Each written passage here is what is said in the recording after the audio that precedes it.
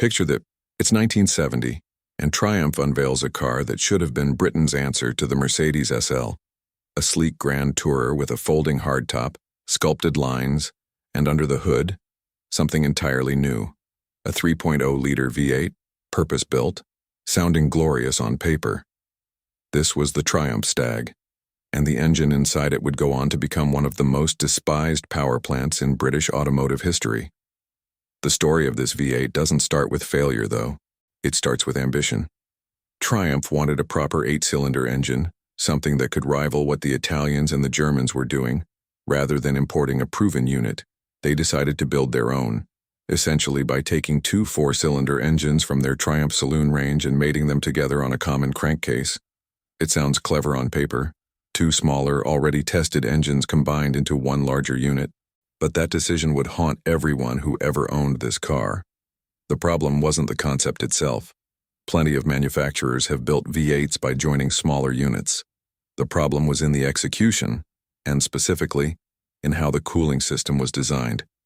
Triumph engineers ran narrow waterways through the engine block, passages that were far too small for the volume of coolant needed to keep this engine at a safe temperature.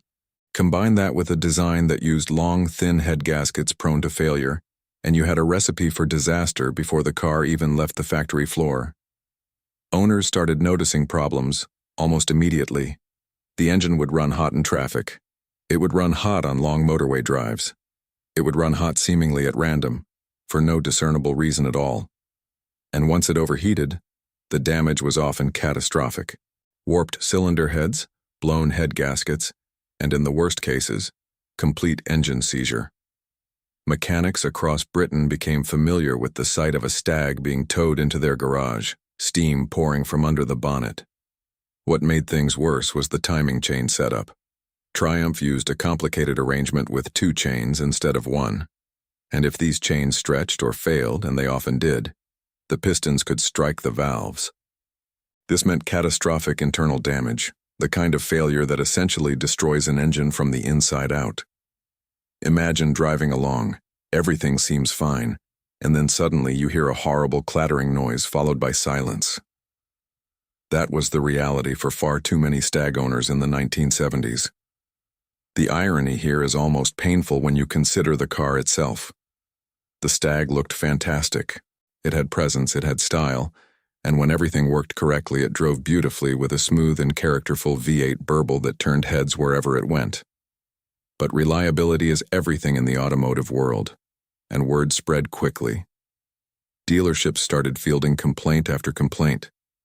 Insurance companies took notice, and the resale value of these cars began to plummet almost as fast as they'd risen.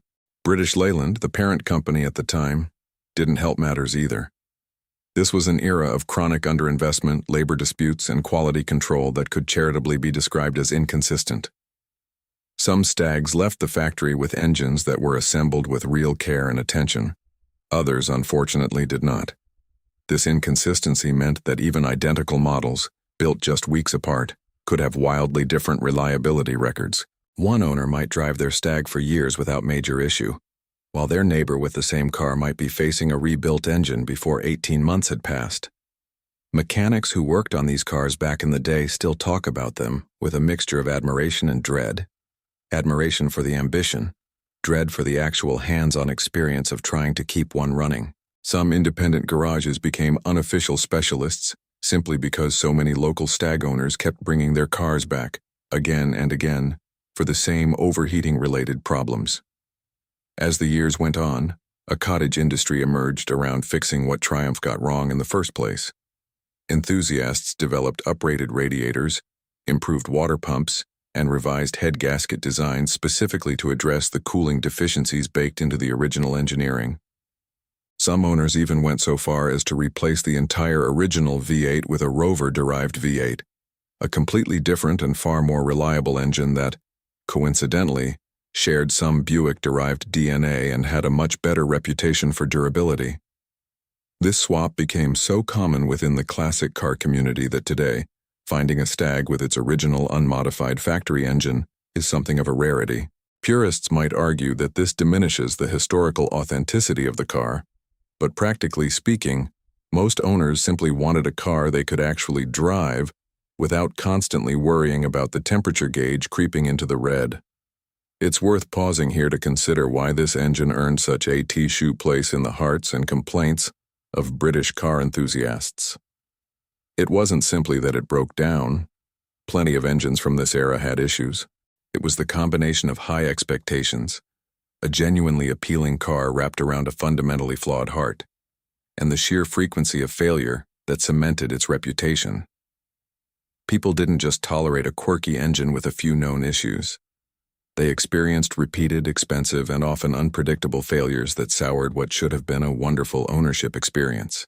And in an era before online forums and instant information sharing, many buyers had no idea what they were getting into until it was far too late, and they were already stranded on the side of a motorway, watching steam rise from under the hood. The financial impact on owners cannot be overstated either. Rebuilding this V8 wasn't cheap, and if you were unlucky enough to need it done more than once, the cost could easily exceed what many people had paid for the car in the first place.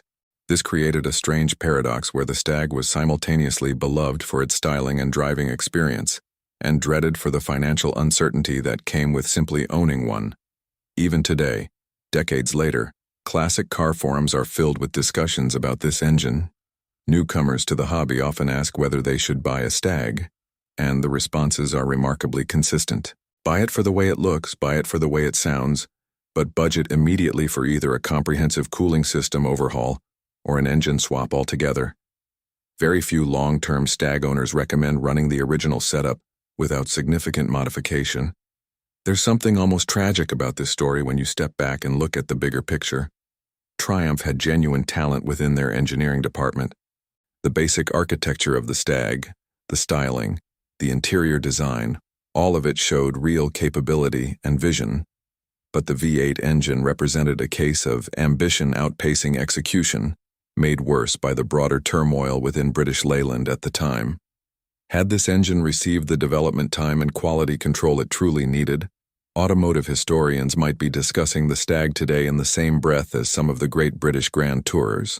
Instead, it's remembered as a cautionary tale, a lesson in what happens when a promising design meets insufficient testing and inconsistent manufacturing standards.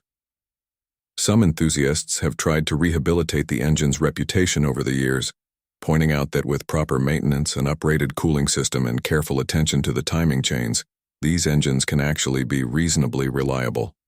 And there's truth to that. A well-sorted, properly maintained Stag V8 can provide years of trouble-free driving. But that word properly is doing a lot of heavy lifting in that sentence. It requires knowledge, dedication, and often financial investment that goes well beyond what a typical classic car owner might expect to spend. This is really the crux of why this engine earned such a poor reputation. It wasn't inherently undrivable or completely without merit, but it demanded a level of care and preventative maintenance that simply wasn't communicated to buyers when these cars were new. People bought a stylish Grand Tourer expecting a certain standard of reliability, and instead found themselves becoming amateur mechanics out of sheer necessity. Compare this to contemporary rivals from other manufacturers. Certainly no era of automotive history is without its reliability issues, but few engines from this period earned quite the same level of infamy for such specific, repeated, and predictable failures. The cooling problems weren't occasional bad luck. They were baked into the fundamental design, meaning that essentially every single example of this engine was vulnerable to the same issues, regardless of how carefully it was driven or maintained. Today, when you see a Stag at a classic car show, gleaming in the sunlight with its distinctive silhouette, it's worth remembering the complicated history hiding under that long bonnet. The engine represents both British engineering ambition and the harsh realities of an industry struggling with underinvestment and inconsistent standards during one of its most turbulent decades. For collectors and enthusiasts today, owning one of these cars often means making peace with that history. Either embracing the challenge of properly sorting out the original engine, investing time and money into modifications that address its inherent weaknesses, or accepting the more common path of swapping in a different, more reliable V8 altogether. Whichever route an owner chooses, the story of this engine remains a fascinating chapter in British automotive history. A reminder that even the most beautifully styled cars can hide serious mechanical shortcomings, and that reputation, once earned, whether deserved through genuine flaws or amplified through word of mouth over decades, tends to stick around for a very long time. It's a story that still resonates with car enthusiasts today, not because this was necessarily the worst engine ever produced, but because the gap between what it promised and what it delivered was so significant. A beautiful car, a great-sounding engine wrapped around a cooling system that simply couldn't do its job properly. And that combination, more than anything else, is why this V8 continues to be remembered, discussed, and yes, hated by those who experienced its failures firsthand.